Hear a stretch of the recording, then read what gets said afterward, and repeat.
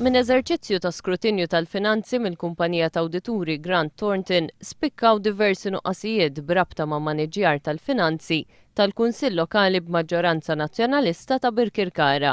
Fost l-oħrajn, l-awdituri sabu li s-sindku Nazzjonalista Fenech Adami is-sena li għaddiet tħallas 5,120 euro aktar milli suppost.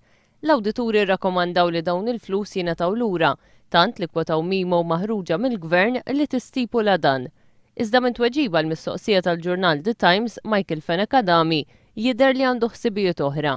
Fenech Adami ammetta li ntqal lilu li għandu jagħti eżempju u jrodd dawn il-flus lura.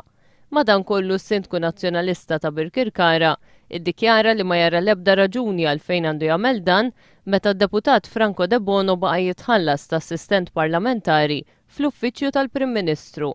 L-awdituri jgħidu li l-Kunsill ta' Birkirkara qabeż il-budget tan-nefqa tiegħu b'1.3 miljun euro is-sena li għaddiet. Iżda skont is-sindku Nazzjonalista dawn il-figuri mhumiex korretti. Mir-rapport tal-Awdituri jirriżulta wkoll li l-Kunsill ta' Birkirkara ħallas 2,000 euro għal kors ta' teoloġija ta' wieħed mill-impjegati.